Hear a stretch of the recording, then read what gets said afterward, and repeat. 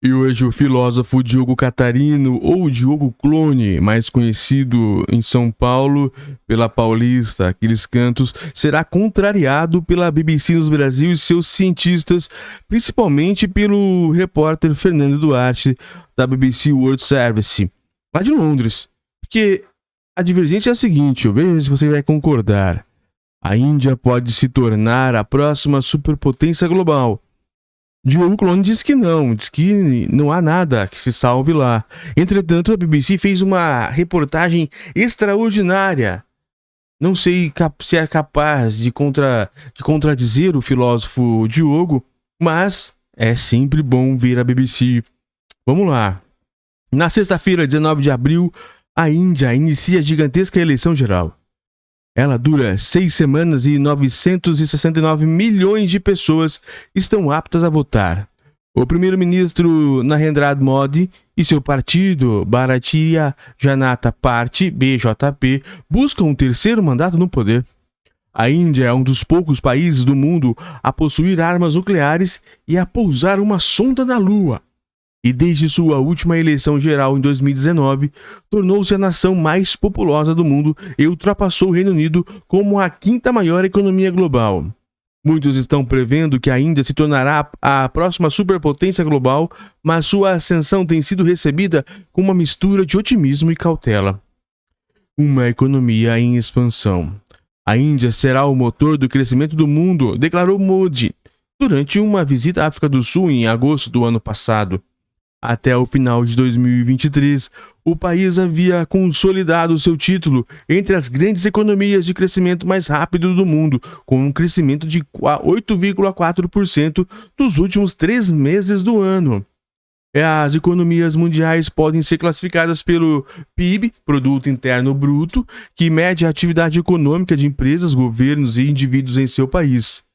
De acordo com as várias instituições financeiras, incluindo o banco de investimentos norte-americano Morgan Stanley, a Índia está no caminho de ultrapassar a Alemanha e Japão para se tornar a terceira maior economia até 2027.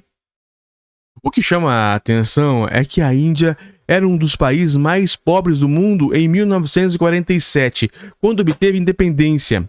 Décadas de domínio britânico deixaram a nação com infraestrutura inadequada e uma indústria agrícola incapaz de alimentar sua crescente população. Naquela época, a expectativa de vida na Índia era de 35 anos. Hoje, quase dobrou, foi para 67, de acordo com o Banco Mundial, enquanto a média global é de 71 anos. A Índia é a 10ª maior nação exportadora do mundo, diz o Banco Mundial.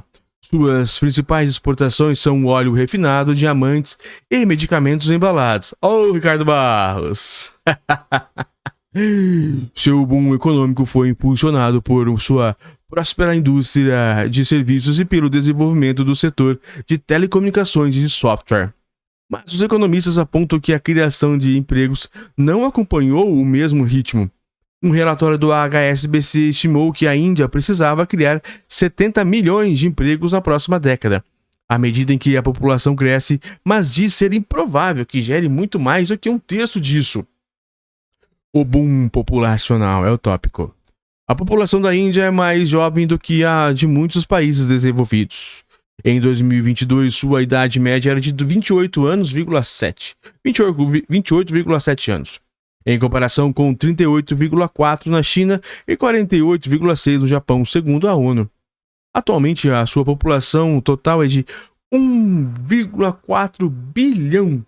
E os economistas indianos Bash Chakravorty e Gaurav Dalmia previam que, em 2030, os números de pessoas em idade de trabalho ultrapassará a 1 bilhão. Eles disseram a Harvard Business Review que o salto econômico experimentado por outras economias asiáticas, incluindo Japão e China, dependia desse boom populacional em idade de trabalho. Mas manter no seu território todos esses trabalhadores pode ser difícil. A Índia tem o maior número de cidadãos vivendo no exterior, cerca de 18 milhões segundo a ONU. Olha que aqui o Andrezinho me falou ainda hoje. Aproximadamente 2,5 milhões se mudaram para o exterior a cada ano. Se mudam ao exterior cada ano, incluindo alguns dos acadêmicos mais promitentes. Mas indianos estão optando por ficar no exterior indefinitivamente, segundo estatísticas do Ministério das Relações Exteriores, que registram o número de pessoas que renunciam à cidadania indiana. O país não permite dupla nacionalidade. Em 2022, mais de 225 mil renunciaram à sua cidadania indiana, o maior número em mais de uma década. Para muitos que permanecem no país, encontrar emprego tem sido um desafio. As estatísticas do governo colocam a taxa de desemprego da Índia em 8%, em comparação com 3,8% dos Estados Unidos, por exemplo. Em março, a Organização Internacional do Trabalho, a OIT, disse que pessoas com idades entre 15 e 29 anos representavam 83% dos desempregados da Índia, sendo que a maioria tinha pelo menos educação secundária. Eu viajo frequentemente pela Índia e converso com jovens. Eles estão deprimidos e muito menos encantados com qualquer ideia de um milagre indiano, diz o jornalista e escritor indiano Siddhartha Deb, cujos livros se concentram na ascensão da Índia. O crescimento econômico trouxe uma infraestrutura como rodovias e aeroportos, e o número de bilionários cresceu, mas as pessoas na Índia em geral estão com dificuldade, diz ele. Onde estão as mulheres trabalhadoras? A proporção de mulheres trabalhadoras é de apenas 33%, segundo o governo, é baixo em comparação a 56% dos Estados Unidos, 60% na Índia e uma média global de 49%, diz o Banco Mundial. Embora muitas mulheres indianas estejam continuando os estudos do que no passado, outras que se casam seguem a expectativa cultural tradicional de ficar em casa. A professora Ashwini Deshpande, economista da Universidade de Azim Prison, com sede em Bangalore, diz que muitas mulheres trabalhadoras são autônomas, o que pode deixá-las vulneráveis.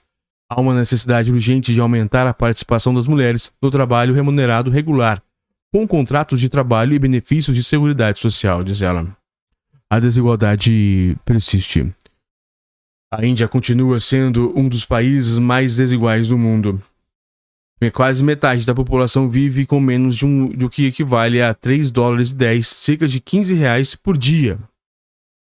A linha de pobreza do Banco Mundial, enquanto o número de bilionários indianos aumentou de uma pessoa em 1991 para 162 pessoas em 2022, segundo a revista Forbes.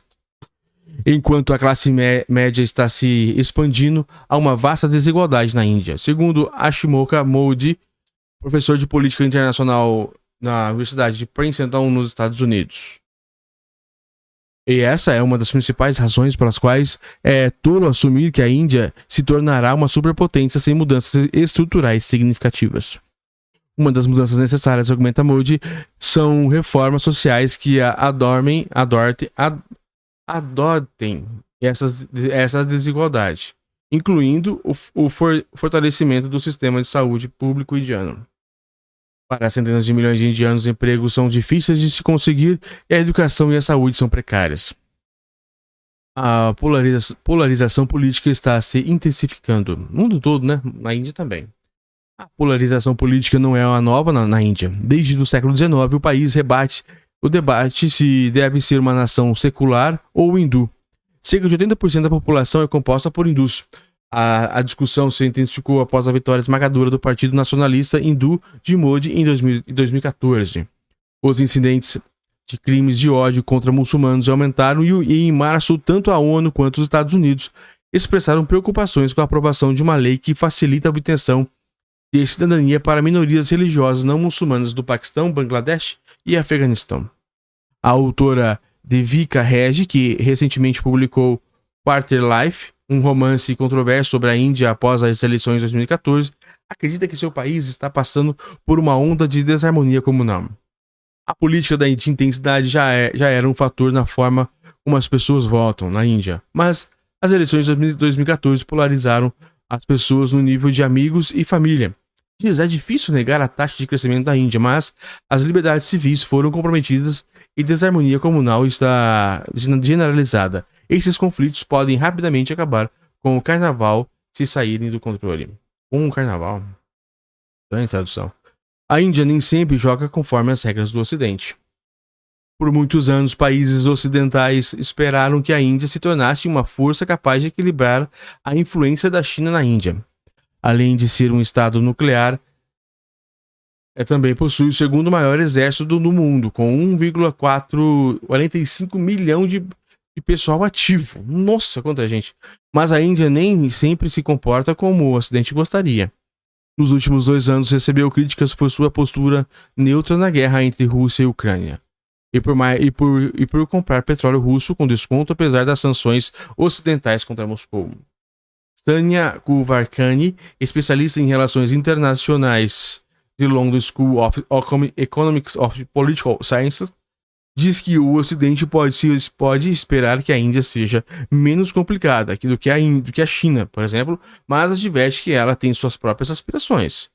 Seria equivocado esperar que a Índia atue como embaixadora do Ocidente, diz ela. A ênfase da Índia é ser um ator não ocidental e não anti-ocidente. Daí as argumentações da BBC contra os argumentos de Diogo Clooney, o filósofo.